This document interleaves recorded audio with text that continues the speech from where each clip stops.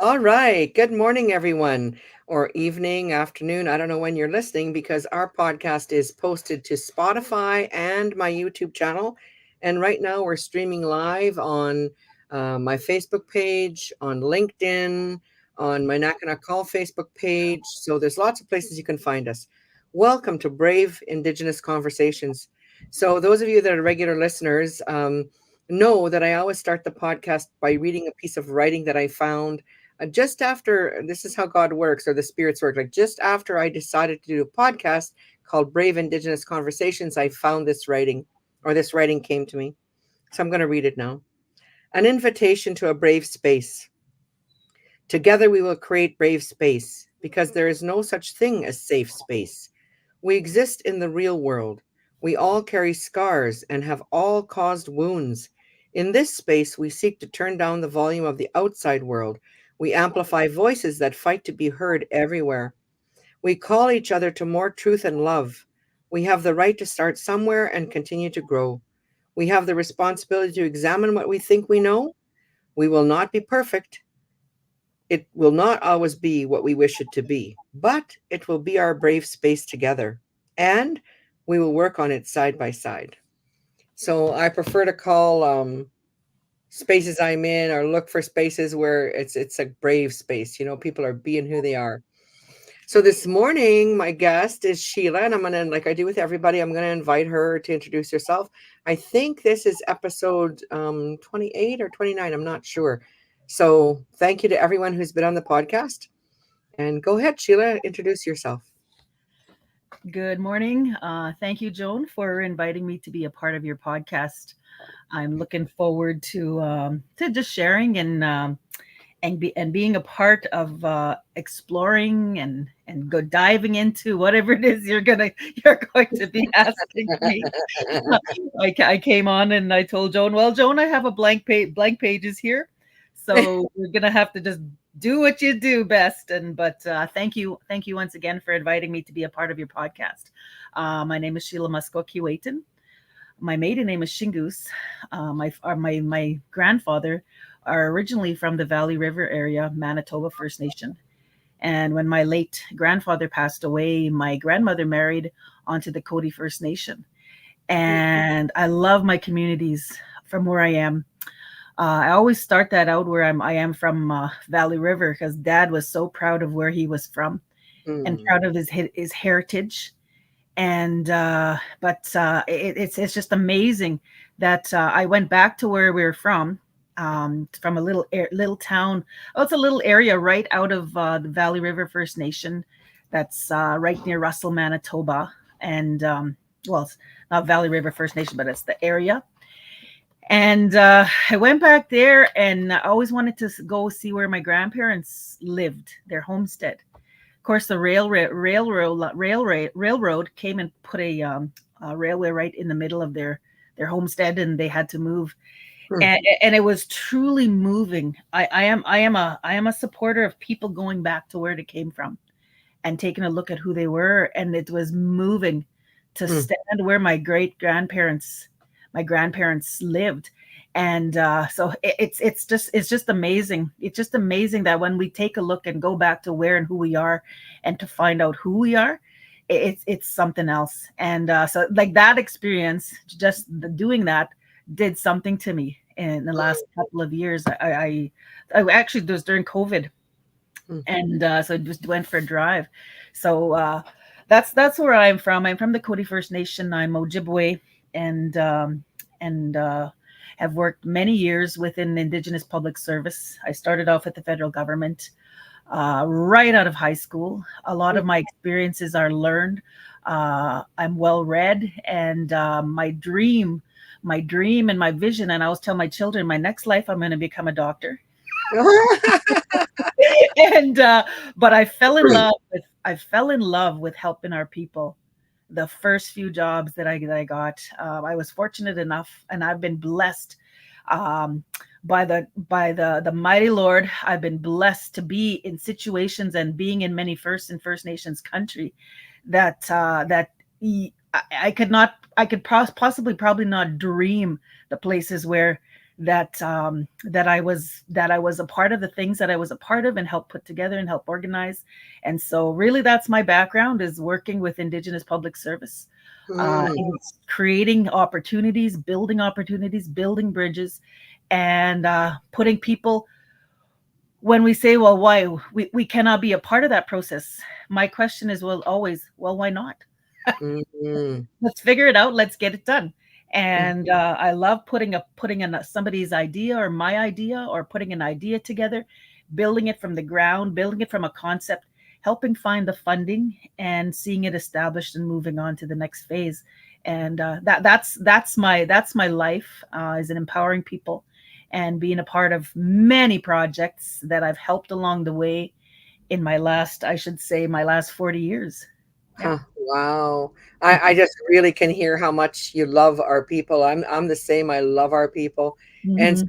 so in what would be like the maybe a couple of the biggest things that you were involved in, not necessarily biggest, but like most meaningful to you that you were a part of, like that you created. Well, the first thing that I was part of, and I was the administrative organizer for it, was the Bold Eagle Militia Training Program. Oh, wow. Yes, it started with late Roy Bird was my boss at the Federation of Saskatchewan Indian Nations, and him and he was thinking, Sheila, we need to do something. We need to help people. We need to help our young people. Let's do this. What do you think about this? So we would always spin ideas off. We'd always talk, and all of a sudden we said, hey, well, why can't we get our people into, because we were talking about justice, we're talking about taking care of our own people. And he had the Employment Economic Development Commission portfolio, and we said, well, let's employ and train people, get people employed, let's get them, we need to get people into those doors, we need to get them to be um, a part of many of these opportunities. They're not going to come to us. We have to create those opportunities. And Mhm. so late Roy Bird brought the idea to his commission. The commission said, all right, you figure it out, and let's get moving on this. And so within a couple of weeks or 3 weeks, we hired Graham Murdoch. Murdoch was military man and First Nation, and so he helped us launch the Bold Eagle Militia Training Program. The other Tell one us- is Oh, First wait. Before the next one, tell us a little bit more about the Bold Eagle Militia. What is it? Bold Eagle Militia Training Program? Program. Training Yeah. program?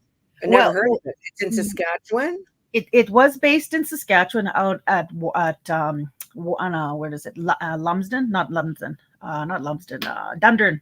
That's where we initially started it. But what the Bold Eagle Militia Training Program does is gets young people from 14 and over to 18, and they actually might even go a little higher now. They might have expanded the program, but it's where so we were talking about justice. We were talking about policing. We were looking at how can we get people into the policing industry, and where we start to go into enforcement. And really the thing about it is working with our people and helping them. And so the Bold Eagle Militia Training Program helps train people and puts them into the army or the militia, where they learn everything from the ground up. They learn how to self-defense. They learn it's a summertime program that's open from young people, girls and boys from 14 and up. And this program now is based out of Wainwright, Alberta, and the federal government has now taken and expanded the program. And but it's still available for everybody. It's been operating since 1991, around there, 92 when we first thought of it. Yeah, 93 around there, and yeah, it's. And so I have to, well, we've met each other briefly, but we got to know each other very well over a short period of time. And so, the Joan in me wants to say, why would I train my children to become like soldiers? Like, what the heck? Well, first of all, is discipline. Uh, And helping people realize, and it's helping giving them confidence and self-esteem. Like mhm. some people, it's not only just soldiering, but it's also the jobs that are within the military industry. You've got Okay. technicians. They say that gamers are probably some of the best military background people that work from the computers, etc. So we do have a lot of gamers in our Yeah, we're ready. Come get our boys and girls. So yeah, some days I'm yelling, "Be quiet!" Hi, Roy. Oh my goodness, or having anxiety attack of somebody getting too excited playing their game. My or youngest son. But Yeah. but it's I think the first thing, because a lot of our students, it's to help them decide what career path they want. Some people will like working outside, so that would help them. That helps. Anything that we can do to help guide a person to their career, to their calling, etc. And it is why we thought about that, and why we said, okay, let's get them into that industry, but it all goes back to where we were wanting people in policing, and so why not, let's work with the Army, let's get them. We need I guess a bit of coaxing, or a bit of additional help with some of our people, some of our young people that may not know exactly where they want to go. And some will love it because it takes them out into the forest, it takes them out on the land. It also guides them and determining if they're really into not only enforcement, but helping the community and helping protect the community. Mhm. Mm-hmm. Huh. So, okay. So the second, we'll come back. I want to come back to policing after, but what was Mm-hmm. the second thing that came to mind for you? Oh, First Nations Bank of Canada. I'm so proud of What? them. Yes. Oh my Again, God. in 1994, actually discussions happened, and then there is one more that I do want to talk about. Sure. There's quite a few that I've been a part of, but First Nations Bank of Canada. I remember our first conversations, and late Roy Bird, again, late Chief Roy Bird, he's the chief of Montreal Lake Cree Nation, was a visionary chief, was a go-getter, was a trailblazer, and everything, the braveness that I have that comes from my parents, first of all, and my grandparents, but really was from him, and from the guidance, and it just tears me up, and but I tell you, one person that he could see everything. He could see if you're struggling with something, and he knew what to do. And there were some situations where when somebody's moving up in the world, and some people are not, they don't share, like I'm not a sharer. You won't see me even on my Facebook pages or wherever. I don't pat myself on the back, or I won't share. All I'll do is say, hey, this is here's some ideas, what do you think about this? Or I'll just share what's going on or what's happening in life. And there was a time when, as a manager, because I came over from the federal government, Indian Affairs at the time, Diane it was called at the time. I was working with the first Indigenous, the first First Nation Regional Director General, Dan Goodleaf. I worked in his office in Regina, and I worked there for a year and a half, and I got offered a job at the Federation of Saskatchewan Indian Nations as their office manager. There was only a few admin people, and so I moved over. I accepted the job, I moved over, and became a part of helping to build the capacity of that organization from a few staff members. At that time, it was just Elaine Flamont. At the time, there was a lot of budget cuts, and a lot of people had to be let go. And former Chief Roland Crow, who's a senator now of the FSIN, became the chief of the FSIN. And so there was a lot of budget cuts. So there was a lot of people that had to be moved, contracts had to be, no longer in play.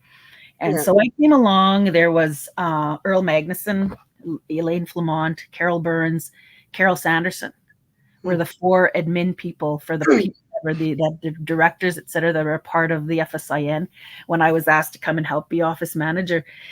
And so we with that group, you had to And this is where we talk about a lot of First Nations country, because there's a lot of times, and we take a look at our organizations now, you take a look at all the organizations, and when you start with no money, what are the options? How are we going to do this?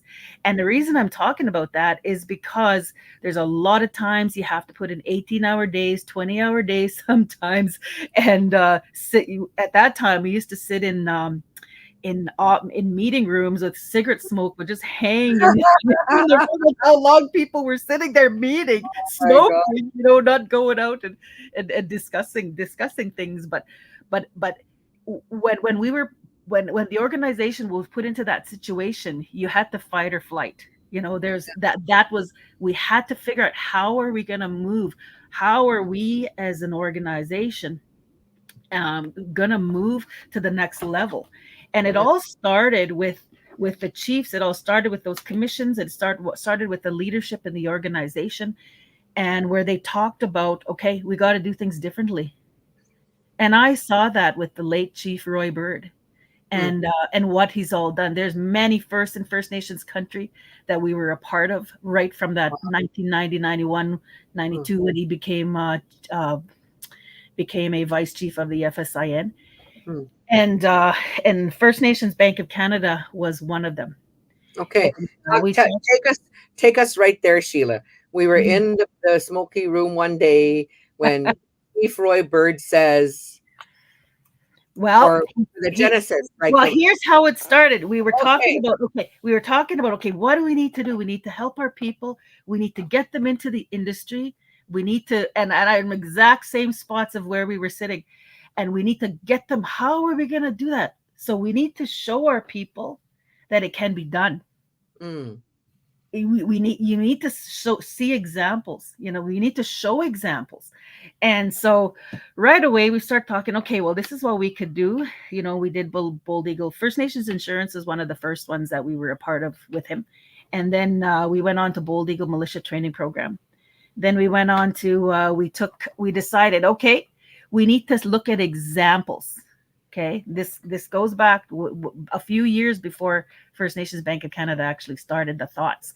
It goes back to where we need to see examples. We need to be a part of examples. So what the chief did, what Vice Chief Bird did, along with Ken Thomas, who was the Saskatchewan Agriculture Program president at the time, who had a lot of connections in the USA. So he said, Ken, let's plan a trip to the USA. Let's tour the industry. Let's tour economic development. Let's tour tourism. Let's tour the arts and crafts. Let's bring the buffalo back. Let's tour a buffalo ranch. So in 1991, in that time, 92, we did a tour in the USA, a 2-week tour. We took 40 chiefs and their wives. Yes, and a bus. We went. We toured. I don't know how many business. We toured the casinos. We toured their. We even went way up in a mountain in New Mexico, and like in the middle of the night, pulling up in a big bus, and we're pulling alongside the road. And the thing about it was that we remembered what's his name, the guy that acts in I can't remember his name, but he's an older man that acts in all kinds of movies. And they said the fame to our place, they were saying, because he stays here, he comes here every summer. I can't remember what his name is off the top. I'll probably think about it after. But he acts in Something's Gotta Give. That movie. he's the older guy. Something's Gotta Give. But so we did a tour. This is where all those seeds, and you take a look at economic development. 8 years ago, the economic development industry, First Nations are in Saskatchewan, $40 billion industry, not only in Saskatchewan, but in other areas, because businesses expand into other regions. But First Nations businesses created $40 billion in revenue. At that time, we started, let's create an economic development strategy, a 25-year economic development strategy. And there was a lot of people that were a part of it. The chiefs, a lot of the Economic Development Commission chiefs, You talk a lot of the directors in each of the tribal councils that were a part of it. And so we sat in that commission and they said, okay, let's take a tour. Let's put this plan together. We took that, we toured all those casinos. We toured and talked and how did you do it? How did you get to this point with no money? What did you do? What, everything like that. And what we learned was that you have to have a plan. You got to put the plan in place. You got to have a vision, and that was one thing that if we don't have a vision for ourselves, we don't have a vision for our family, we don't have a vision for our businesses, we're not going to move beyond our face. We're not going to move beyond our home, our businesses, etc. So that's how that all started was, okay, we need to help our people. But why did Chief Bird think a bank would be helpful? A First Nations bank would be helpful? Because of the economic development that was going to be created. And plus too, I just breaking the ceiling of never being done before, and how we can help people. We can give them jobs, and etc. So that was a part of all of that economic development strategy. And we're creating all this economic development. So we create this economic development. Why can't we have our own bank? Why can't we have our own to help our people? And it always goes back anyways to credit rating, but it's just that thought of because the First Nations generate billions and billions of dollars and put them into the Canadian economy. And so how does that benefit us? Yeah. That doesn't benefit us very much. We can take a look at the trades. For listeners that aren't aware of the history of the First Nations Bank, that was super interesting for sure. I didn't know it morphed out of, was born in Saskatchewan. I didn't know that. And then the First Nations Bank, I don't know how many branches they have now, but my understanding is that originally you must have shopped the big banks because you landed with TD. And so in the beginning, it was a part of TD. First Nations Bank was a part of TD. Yeah. But my understanding is that in the last, I don't know, 10 years or however long, 15 years, it's now on its own, First Nations Bank of Canada. Do you know anything about that, the recent evolution of the bank? The agreement was for 10 years. And Canadian Deposit Insurance Corporation backed TD. Now, originally we were looking at partnering with Peace Hills Trust. Okay. And Peace Hills Trust also started through TD Bank, and then they moved on, to everything. Like they moved on, but so they shopped around, and and TD Bank had the best opportunity, the best partnership. Actually, how a lot of it in the background, some of the background working was my late husband worked for TD Bank. Okay, relationship. It's all, but we didn't expect him to be the one of the people to be a part of it, because he was only just starting, he was only just training, and pat his foot in the door. And Marshall Murdoch was also a part of that whole, because he had worked for TD Bank. He was the Indigenous liaison at the time, and so he was part of my husband's training. So right away when they saw the FSIN was looking at creating a bank, or et cetera, like that, right away they got Patrick onto the committee. And and they were, it's just that's why I'm so excited, because we were both a part of this vision. And a lot of this stuff, I loved all this background work. I prefer to be in the background making things happen. I don't like to. This is Joan, the first time that I'm actually hearing a lot of this. I'm so happy. and how all of these started, and the excitement and the scariness. Yeah. Like, the scariness of, oh my God, who do we think we are? Uppity Indian. We're just, like, who do we think we are, trying to think we're going to have a First Nations bank. It wasn't that called at that time, but, to think of this. But we said, hey, we need to harness all the billions of dollars that are going into First Nations communities, Yeah. and we need to make that as a spin-off of employment, of where we can invest in our people, invest in businesses, and help create economies within our communities. And Mhm. that's why I brought you back to 1991 when we did our tour of Yeah. I want to this. talk about that a bit Yeah, before you share the third thing. yeah. Um, this phenomenon of going on a tour is Hmm. kind of controversial in Indian country. Like, but I see it as a, I was just, you just made me really think like, it's really a part of the way we are. We want to go, Hmm. you know, just Yep. like my husband, like when he was younger, he would say, I'm going over there, like he'd be pointing at the mountains, I'm going over there, whatever. And I'm like, "Oh, why are you going over there? Why are you going to climb that mountain?" "Well, I just want to go look around. Hmm. He wants to see what's there, eh?" Yes. Yeah.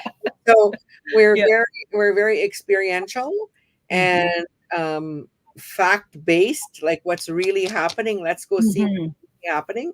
And Yeah. unfortunately, the poverty in our communities and the way that we need to improve. I'm being very diplomatic today, my God. The way we need to improve communication in our communities Mhm. leaves the average band member who's living on social assistance and sees their chief going on this tour is like, oh my Mhm. God. But Yeah. like I can see I totally I've often thought, like in my husband's little community here, there's so few tiny, tiny community. If we could just put everybody on 4 buses and head out and see what other reserves are like in Canada, Mhm. there's no perspective. And so Mhm. that's the thing you created there by going on that tour was Yep. perspective, so that when we make our decision about ourselves, it has some context. Mhm. And I just wanted to note that Absolutely. Yeah. get that it's about creating context, Yep. Yep. Yeah. Absolutely. I tell you, it opened the chiefs' eyes. Like a Yeah. lot of the chiefs that were on that tour, their First Nations are probably I'd say 12 of the most successful in economic development. Lac La Ronge Indian Band, Yeah. Ochapowace Cree Nation, Sturgeon Lake Cree Nation. Those are the chiefs. Like these chiefs, a lot of these chiefs, Denton and West Daniels have passed on now. Yeah. Richard Poorman, Kawakatus, a lot of the chiefs that were a part of that tour. It Yeah. just opened everybody's eyes to what the possibility was.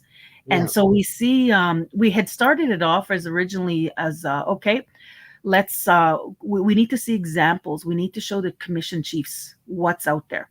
Yeah. And that's what happened. And a lot of it was, like you say, our spirits are, where we hunger for experience, we hunger for something new or to be a part it's just in us to Yeah. help. It's in Yeah. us to, how can we do things differently, or it's in us to, I guess, always lead the way, just as, and I see that of a lot of First Nations women, a lot of First Nations people across the country, a lot of First Nations people that are not leaders, Mm. that are not elected as leaders, because Yeah. I always say you don't have to be elected to be a leader. And we can take, it doesn't matter, even young people have that ability. And but it was a fact finding, Yeah. and the whole thing was about pooling resources and seeing what's we're used to a lot of those comments about no communication, because that is a real key issue out there we seriously need to address that Yeah. in each of our communities. And it's a matter of just including, and it's a Yeah. matter of just being a part. And because you know what, I really feel for our chiefs, I really feel for our leadership, because it's a 24/7 job. But if we don't put the proper communication tools into place, and having people to help with the situation, then we get more slander, we get more violence against our leadership, and we get more negative. That Yeah. people feed on negative. But Yeah. I'm of the position of the situation. If there's something that I'm concerned about, I will address it. But me, I feed on the positive. No, because I'm a firm believer of what we do comes back to us.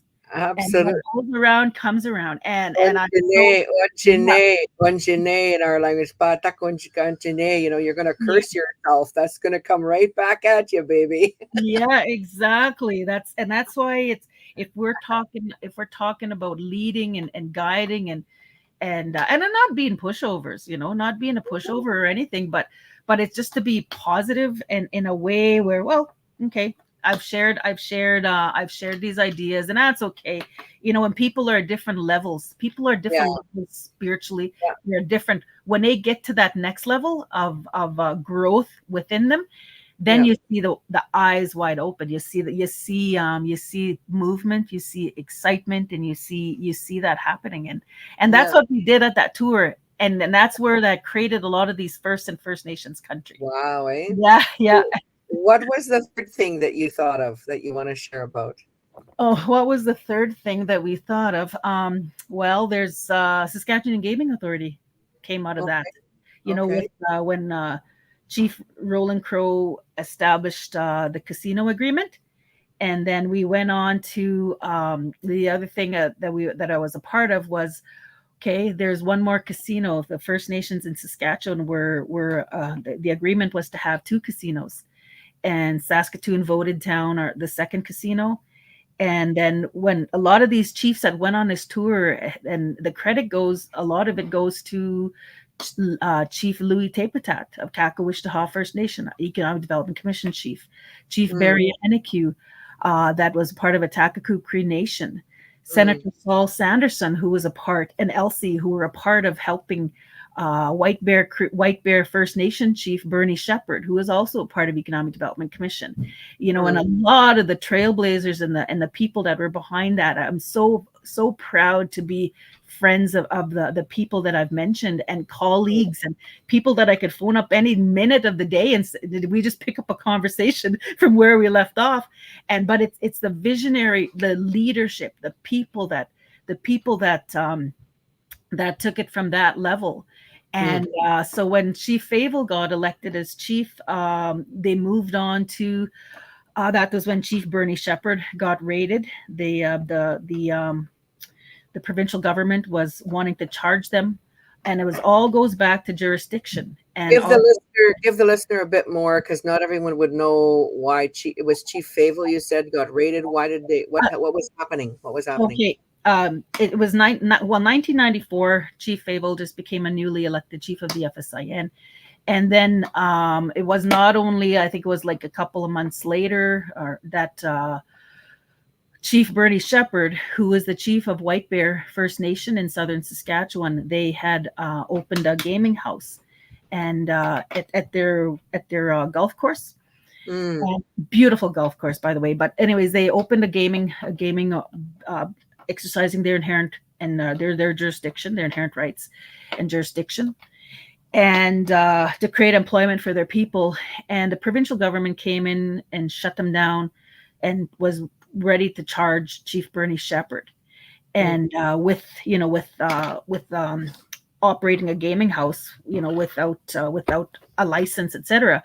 And probably charges were a bit more than that, but Chief Shepherd happened to evade them, and we got the call. Yeah, he was in a white Bronco touring the countryside, and but his home territory. But we oh oh, your signal. We'll just wait for it to come back. Yeah, we've lost signal. Sheila's lost signal, but this happens. Our this podcast is real and raw, and so Sheila will be back. Um, I have Starlink, and sometimes my signal goes out as well. This is so interesting. There's so many things she's raising, formal leadership versus informal leadership. And why don't we communicate with ourselves internally very well? Like why? What is that? I know I have some thoughts on that. Um, she's probably freaking out because she's got no signal on her end. All right. Hmm. Okay, well, my editor will have to. Oh, now she's gone. She'll probably sign back in. Okay, I'm just going to message her. Okay, this is where I wish I knew some song I could sing, eh? No, just kidding. Okay, so I'm just going to tell her sign back in. Sign back in. Okay, let's see what happens. So one of the random thoughts I had was this summer, oh, there she comes. Okay. Okay, there we go. At the stage. Okay, there we go. We're back. All right, sorry about that. Oh, that's okay. Yeah. So Yeah. so the provincial government was ready to charge our chief with all these different charges when he was exercising his an inherent right and jurisdiction of his own community. And that morning, we happened to be in Regina, and we were sitting that morning. Chief Abel says, "All right, I want to speak with the premier. Can you organize that meeting?" As the executive assistant to Chief Blaine Fable, that was my job to help put a lot of these projects together and organize meetings and organize everybody that needed to be a part of it. So I made the call to the premier's office, and they said absolutely not about meeting regarding, chief, this issue. So the premier's office is absolute no. The premier will not meet with Chief Fable. The premier's not going to meet regarding this gaming issue, regarding this issue. So we're sitting in front of the Regina, and I could probably draw a picture of exactly where we were sitting, and we're sitting in front of the Regina, and then Chief Fable looks at me and says, "Well, now what? What are we gonna?" We said, "Well, what are we gonna do?" And I said, "Well, we got to think. We're thinking. Let's think about what we got to do here." And so we're sitting there thinking, and all of a sudden, my first instinct is always politically. Is politically my first instinct, my first thought. How is it going to look? What do we need? Because we deal with governments on a daily basis, provincial, federal, municipal, our own First Nation. So it's always, how are we going to make things happen? How will we make a project happen? So right away, I looked at Chief Fable and I said, provincial, there's a provincial election. Roy Romano was the premier at the time. There's a provincial election in 6 months' time. Mm. The provincial government does not want an Indian issue. Yep. Does not want to deal with an Indian issue. And Yep. so we're sitting there talking, and I said, and we discussed and said, well, I said, we need to let the premier's office know, and we're exercising our jurisdiction, Mm-hmm. and so we need to say. And I said, we can't just say this. I said, we have to call the chiefs. We have to call all the chiefs, and we have to call a majority of them and see if they're interested. And here was the suggestion, was that we open a casino, a gaming house in every First Nation by tomorrow morning. Will it work? And I said, well, we can't just say things like that. We can't just say that. We have to call the chiefs. So Chief Abel, I got the list of all the chiefs. There's 74 chiefs. There's 75, 74 in this First Nation. We ripped the list in half. All right, Chief Abel, you call these chiefs. I'll call these. Oh my God. So we then pulled it out. We said, okay, you call these and I'll call, your chiefs, etc. And you call yours, I'll call mine, the ones that we know, because we just started working together as executive assistant and the chief of the FSIN. So we spoke with a few chiefs, spoke with a few of them, quite a few of them, and said, "Okay, Premier Romano does not want to meet with regards to Chief Shepherd and the issue and gaming issue. Are you willing to open?" So we're thinking, should everybody open a gaming house to show support of Chief Bernie Shepherd? Yeah. Everybody, absolutely yes, absolutely yes, absolutely yes. So as soon as we got a majority, so that was our ammunition to and making the phone call. So I made a phone call to the Premier's Chief of Staff and said, if the Premier does not want to meet with Chief Fable, the Saskatchewan chiefs, we'll open a gaming house tomorrow morning, and then you're not going to deal with one chief, you're going to deal with many chiefs. Mhm. So the guys, I said, just so you know, I said, that's the interest that's out there, and they're supporting Chief Shepherd with his jurisdiction issue, with our because of the jurisdictional issue. And so within 5 minutes, I hung Mhm. up the phone. 5 minutes later, I got a phone call and said, Premier Romano will meet tomorrow morning Yeah, for with sure. Chief Abel. Huh. And that was the start. That was the discussion. That was the start of the And so on where casino. are things, there are listeners that some understand about the constitutional framework and, sovereignty and jurisdiction and all that, but where have things landed in Saskatchewan? Like, are there agreements with the provincial government? Is the provincial government, is it, what is it? Do you know? So yes, there was agreement. So an agreement was signed within 6 months after that meeting with the provincial government, and the agreement was that for that one casino that Saskatoon voted down, that we would have 4 casinos, on reserve casinos, to match those 500. Like there was 500 machines in Regina, Casino Regina right now. Mm, At that time, there's 500 machines. So we were guaranteed in the first agreement, the First Nations game agreement that Chief Roland Crow negotiated, was to have 2 casinos with mm, 500 machines each, you mm, know, to match Regina. mm, And so because Saskatoon voted down that casino, so we were left with, one more opportunity. And that was the opportunity that was taken. Was the conversation was is that we sign an agreement, we that we have for those 500 machines that Saskatoon did not want, that we would have 4 on reserve casinos. Like that's fast forwarding on the conversations, but yeah. so 500 machines were placed around 4 on reserve casinos, that these casinos were on reserve now instead Hmm. of in the cities. So that was And there are still, though, the yeah. lawyer in me has to say something, because Mhm. Yeah. there are still, like, it's interesting how, like, Senator Saul Sanderson, when I was in law school, way back in like the early 90s, I finished in 91. He was known then as a sovereignist and Yeah. a strong, this Yeah. is our land guy.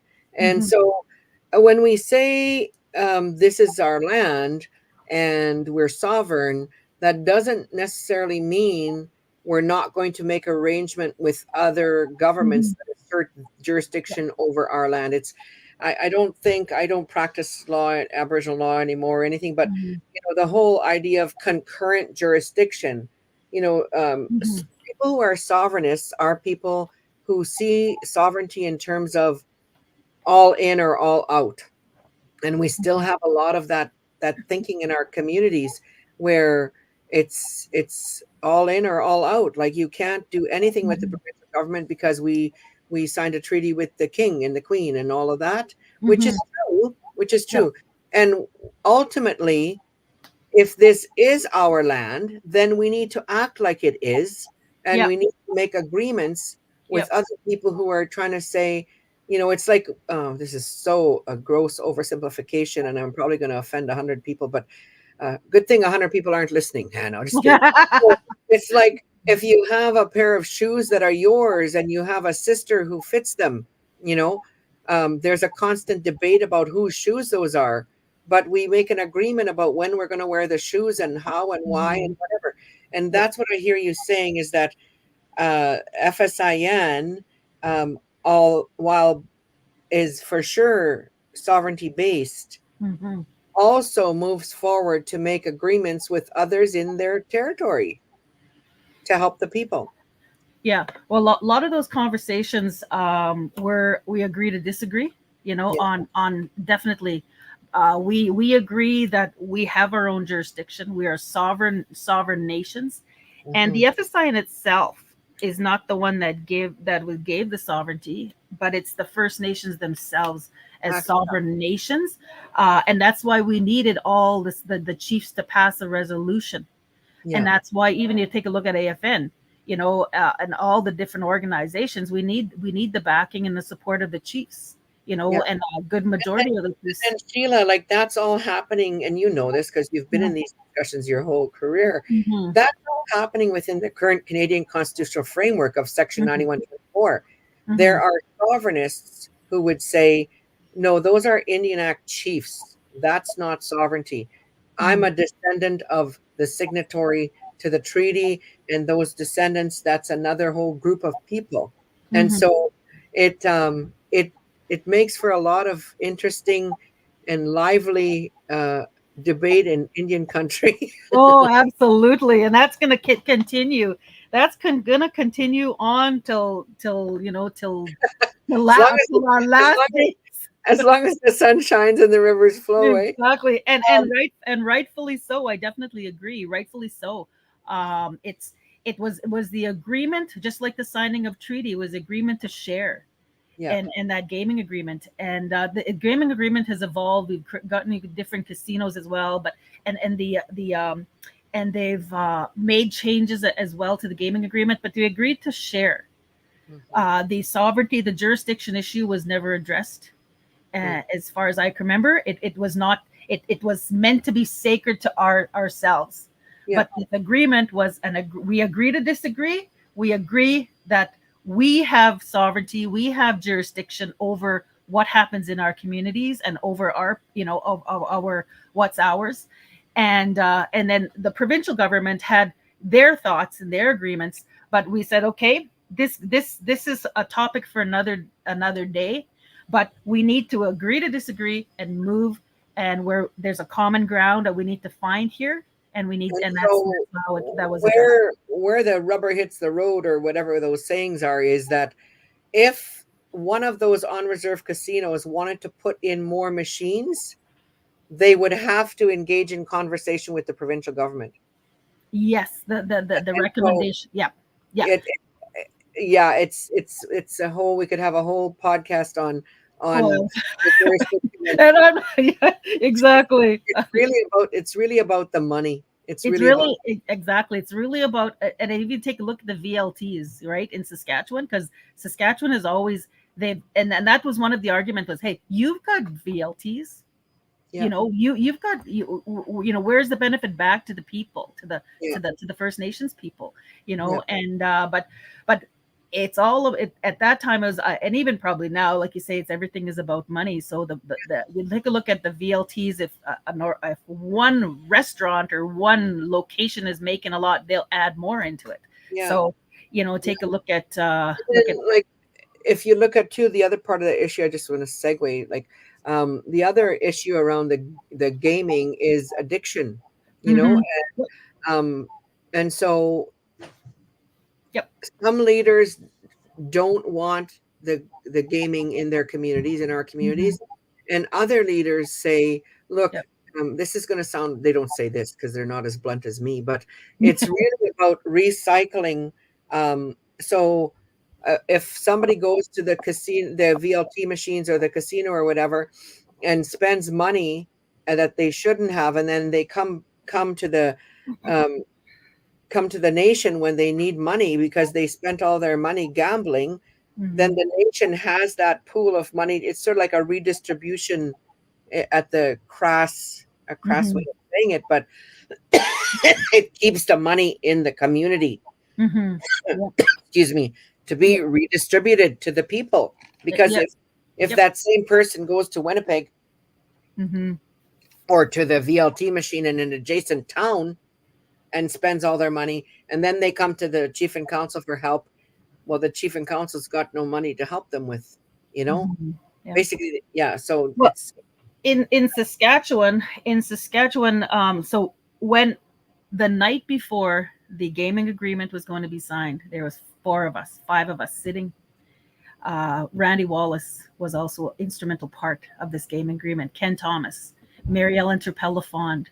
When Favel became chief of the organization, when we're dealing with the jurisdictional issue, was looking around the country. Mary Ellen Turpella-Fond was assisting the AFN, but she Favel hired her to come and help with the jurisdictional issue. And at that time, when the provincial government found out that she was working for the FSIN on the jurisdictional issue, they hired 3 new lawyers to match her capability. And she was the one that guided through the legalities of everything.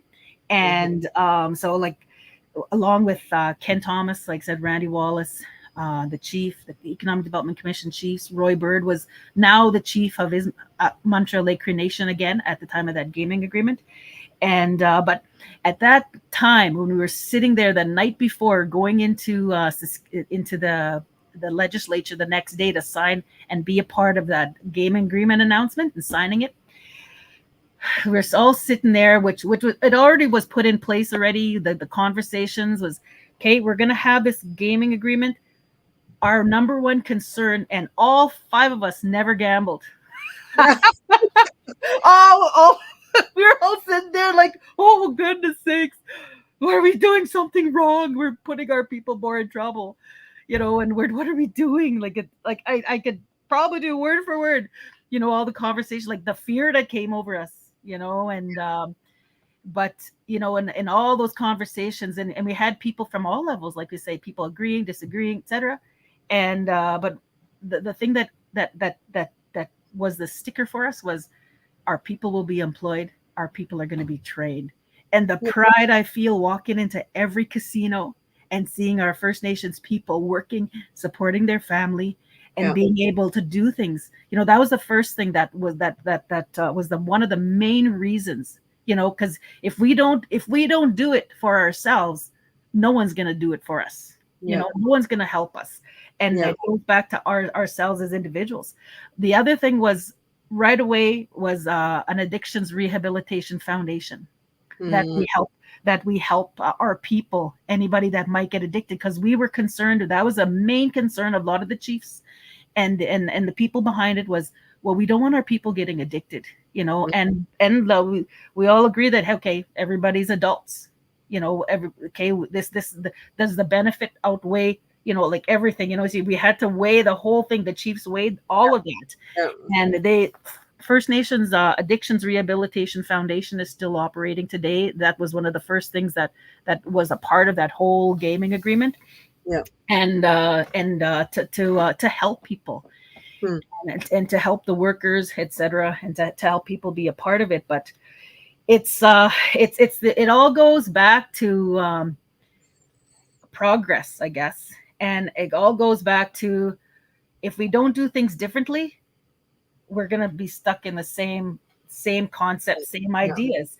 And the whole idea is, we need to blaze those trails. That we need to be a trailblazer, and in a good and positive way.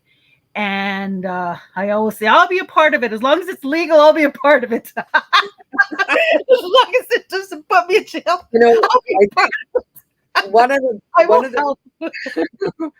of the benefits that you haven't mentioned, which I'm sure you was a part of the discussion too, was it went right out of my head. My economic pooling resources. Pooling resources, economic development. The capacity building. The ability. One of the other things too, one of the main reasons for the casino agreements was that money would go back to the community. So there was agreements on a percentage wise. The province gets this percentage, we get this percentage of all casinos, including the VLTs in Saskatchewan. Because that's part of the gaming, the Trust Fund 1 and the Gaming Trust Fund 2, being a part of it. But all of that was to benefit all the people of Saskatchewan. I got it. It came back. Yeah. It came back. So one of the things that really bothers me when we take over Canadian mainstream institutions and do it ourselves, what bothers me is when we just do it the same way it was being done. Like I would say, same shit, different pile, scruff. It's so we don't want to have the same systems, not necessarily gaming at all. I'm not even thinking about gaming really. We don't want to have the same systems administered by our own people to the detriment of our own people. We don't want the oppressed becoming the oppressor, But when Mm-hmm. we take over a system, um, I do believe that it creates the intention of those who lead the takeover, Mm-hmm. to take over the system and administer the system in a way that there's all kinds of buzzwords like culturally competent, trauma informed, blah blah, all of those fancy words. But Yep. to just for it to be a different experience for our people when they walk into that system and see all the brown people that are working there now, Mm-hmm. and allies, that the experience is different for us, that we walk into these spaces and we feel Yeah. valued and Yep. respected and Yeah. understood. And Yep. so I know that's a part of the whole thing for you guys at FSIN or anywhere in Mm-hmm. Canada when we take over. Mm-hmm. Can you say something about that? Like, did you guys talk about that? Absolutely. Like it's all about confidence and self-esteem. Yeah. And when we thought when in a lot of the conversations, we talked about how will we help our people with this. How does it help us as individuals? How does this help us economic development wise? But it's helping our people, giving them a hand up. Our people don't want handouts, they just want a hand up. Yeah. They necessarily don't want to be babied. That's not who we are. We're a strong people. We are resilient people. Speaking of words that everybody uses, but we are strong. We're inherently strong. We when we need that, and that's what a lot of these projects have done, is to help us put us in that space, help us put us in that economic development Yeah. space that'll Yeah. provide employment and training, and and the respect that it gives to our people, for first of all, for ourselves, Yeah. because we're now working in the industry, we're now being a part of ownership, we're owning different things in our life now, Yeah. as a young person that works for the first time in the casino industry.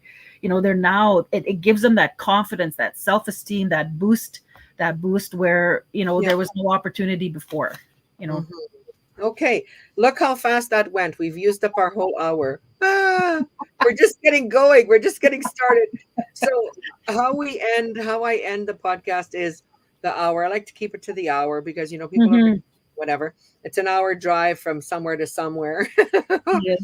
Is to give you an opportunity to say some closing thoughts, and then I'm going to say some closing thoughts, and then I'll Okay. stop broadcasting live, and then you and I will visit for a minute. So don't jump off right away. Okay. All right. Okay. Thank you. All right. Okay. Well, What do you? I guess what I want to say is to everybody is, we're fearfully and wonderfully made as human Mm, beings.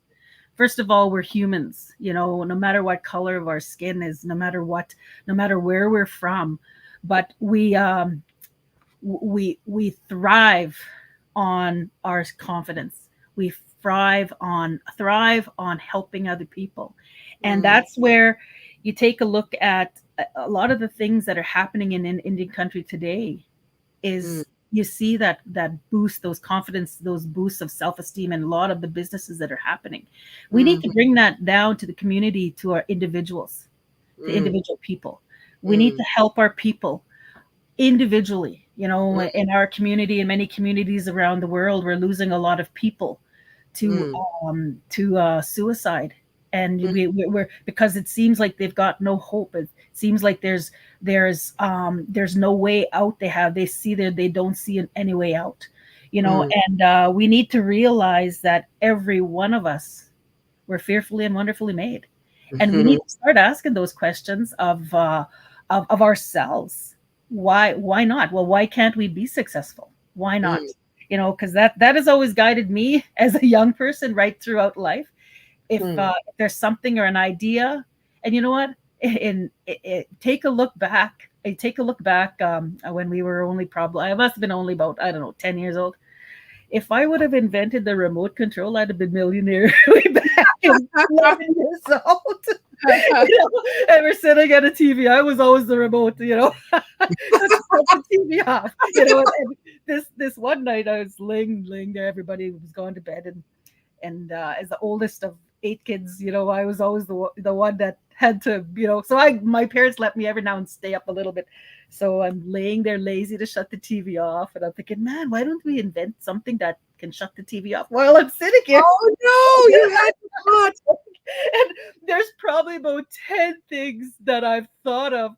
And then all of a sudden, 5 years later, it's in the industry, right? So we need to have that spirit of, well, why not? We Yeah. can do it. We can do it.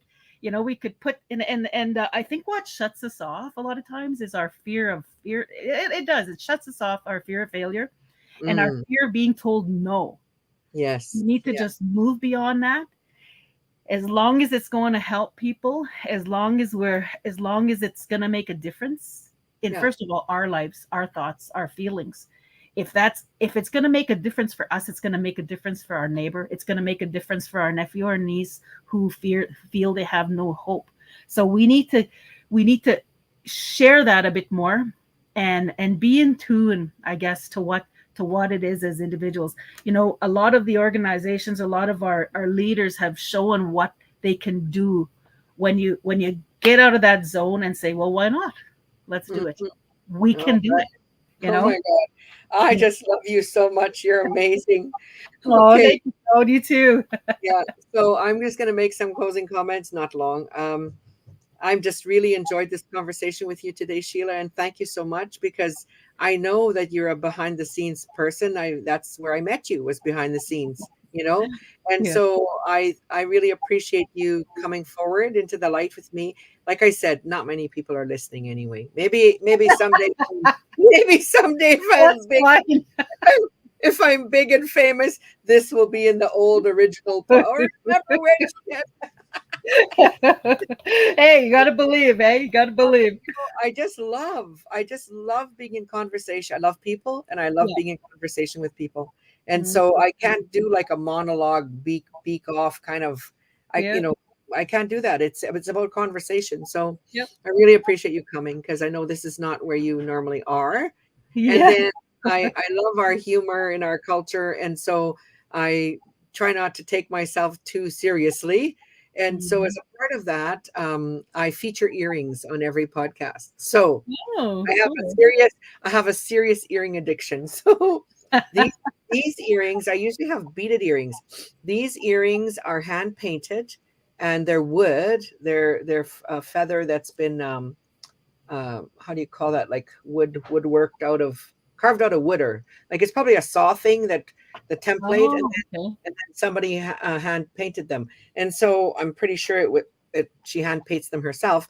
But Jennifer Wood, of Yep. course. Yes. So Jennifer's daughter, Shiloh Jones, makes these Oh, earrings. And I'm wow. gonna have I pay, this man helps me with my podcast. He hardly charges me anything. And I'm gonna see if we can find a link for Shiloh's earrings. And if there are any other links that you want to be put in the notes of our podcast, you just need to send them to me in the WhatsApp. Oh, So okay. that's it for today. All right, I'm going to All right. end our Well, live. May thank God you so bless much. you listening. Yeah.